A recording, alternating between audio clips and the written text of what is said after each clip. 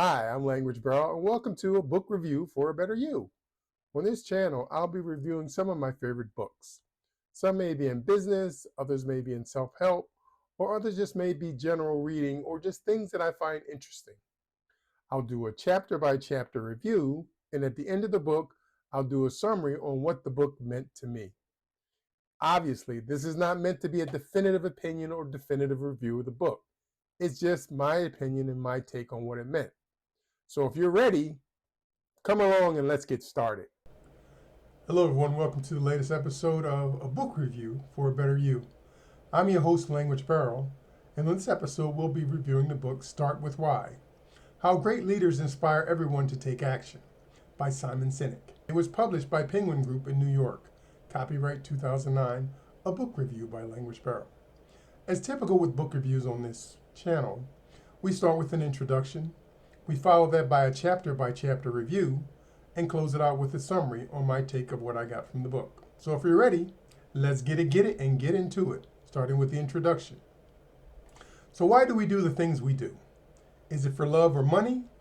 According to Simon Sinek, great leaders always begin with why, and from there, the rest is history.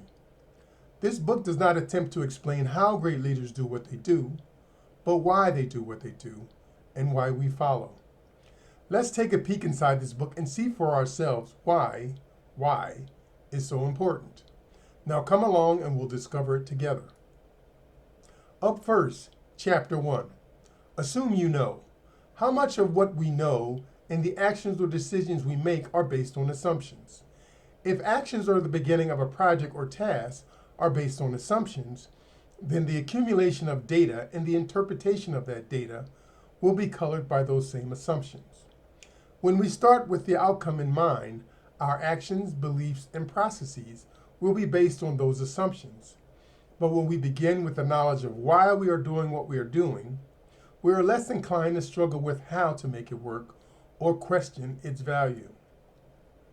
Chapter 2. Carrots and Sticks. There are two ways to influence behavior. There's manipulation or inspiration. In American business, manipulation is by far the most widely used method. This can be done via price, lowering the price, the lower the better. Promotion, incentives, coupons, fear. You better get this before your competitors have it. Aspirations, exercise, be healthy, eat healthy, lose weight. And novelty, thin phone, the thinnest phone on the market.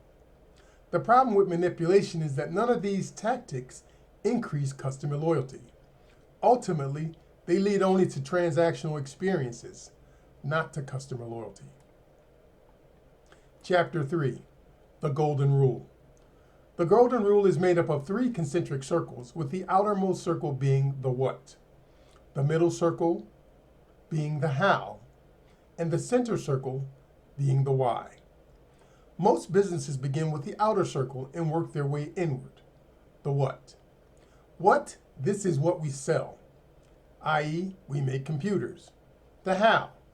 How we make our product. Example, our computers have these features or quality standards. The why. Why we sell. For example, to make a profit or to sell you your next computer. Apple is very different in their philosophy in that they start with why and work their way outward. For example, we believe in challenging the status quo, setting the standard, the why. We make beautiful, innovative, simple, and functional products, the how. We sell devices that will make your life better, the what. Chapter 4. This is not my opinion, this is biology. People are wired to ask why. To the consternation of parents, it's the one word continually asked by toddlers into their adolescence. In the brain, the neocortex is conditioned to ask what, but our limbic system and core are conditioned to ask why. When we know the why of a thing, it's easier to commit to it without the fear of having been manipulated by product sellers or manufacturers to choose their products over another's products. For example, via lower price, incentives, features, etc. Chapter 5. Clarity, Discipline, and Consistency. Clarity begins with why you choose to do what you do. Can you articulate it? And does your company live and breathe it? Discipline is how you choose to do what you do, holding yourself and others accountable to operate according to your why. Consistency equates to what you do. Are you consistent? Does your quality matter? Can it be replicated again and again to yield a product and service your company exists to provide? The why, the how, and the what must always be addressed in this order. Chapter 6, the emergence of trust. The cornerstone of every great business is its culture, and the building block of every strong culture is trust. As a company, do you do what you say you will do? Does your company protect and value its employees? Do you operate with the understanding that happy employees lead to happy customers, which ultimately leads to happy shareholders? Culture begins and ends with why. It's the reason a company exists and can persist through difficult times. A simple but profound question is the company's trustworthiness. Do they live by their why and hire the right employees who trust and believe in their why? If this is not the case, then at some point, it's everyone for himself. And we all know how that will end. Chapter 7, how a tipping point tips. In the tipping point, connectors and influencers are necessary to promote new products and ideals to the masses. This concept is based on the law of diffusion of innovation, which posits that when it comes to products, ideas, or technology, the population is broken down into 5 segments: innovators, early adopters, early majority, late majority, and laggards. To tip your product, you must first win over innovators and early adapters. For sustained growth, innovators and early adapters must become ambassadors for your product, believing in your why and the reason you exist and produce, versus what you do or produce. Chapter 8, start with why, but know how. All great movements and companies begin with why we exist and what we hope to accomplish. The leader must embody the why, but they cannot do this alone. They also need a how person, someone that understands the why and can make it actionable. Great movements or companies must have a why, but also a how. No person is an island unless it's an island of one, which can be easily lost or overrun. Great achievements require a team effort. Success must be grounded in the why, and the how person must be inspired by it. Dr. Martin Luther King had a dream, but it was Ralph Abernathy who had a plan. 9. Know why, know how, then what? The what, the product, service, or concept, and the how, the system, practice, may change, but the why, the vision, should never change. All the whats, the products, the concept, and services should connect to the why, the reason the company exists. The what is presented to the customer as the thing that is sold, produced, or created, and should always be a reflection of the why a company exists. This is the only way to build customer loyalty. Chapter 10. Communication is not about speaking, it's about listening. It's very natural for companies to shift to another market when they see an opportunity present itself. The problem, especially for well-known brands, is that customers may see this new product as inconsistent with the image brand, i.e., luxury car maker enters the economy subcompact market. Ultimately, this can lead to a loss of trust by the customer or a hit against the brand or the company's reputation. A company must stay true to its why. Chapter 11. When why goes fuzzy. This usually occurs with achievement. The more achievement, the easier it is to lose track of why you started in the first place. When your what, the product, achieves success, it becomes easy to focus on duplicating that success, possibly at the expense of employees, customers, and in time the product itself. Here it's possible to confuse achievement, that's goal attainment, with success, a sense of well-being.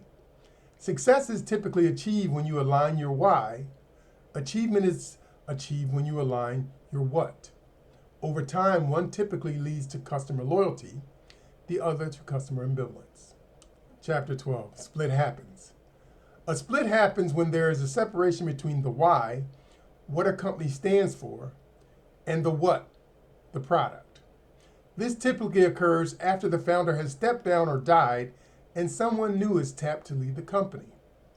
Generally, new leadership does not want to succeed the founder, but to replace him. This is a major reason that companies stray from their mission. The founder also plays a role in this when they fail to embed the vision throughout the company and ensure that the correct succession plan is in place versus a replacement plan.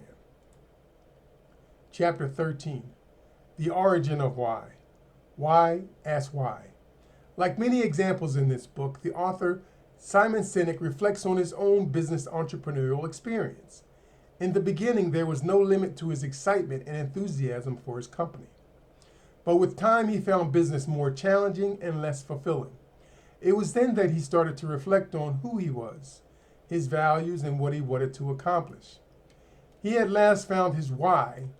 Some people call it vision, purpose, or a manifesto, but it provided guidance, structure, and direction to his business. In time, his business began to align with his purpose, his why, and this book was born from it. Chapter 14, The New Competition. You can compete with others, but the best competition is with yourself.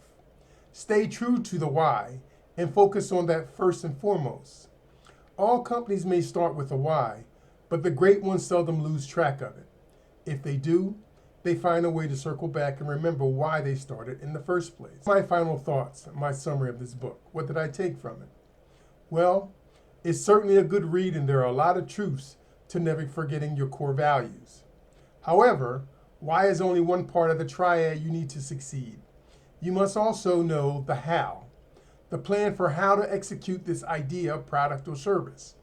Lastly, like Nike, you just got to do it. Your what must be a reflection of your why. No one book has all the answers for creating a great business, but this book is certainly a good place to start. And remember, when you continue to pour good things into yourself, eventually, with time and patience and perseverance, good things will pour out. Again, I'm Language Barrel. Thanks for stopping by. We'll catch you on the next episode. Ciao for now.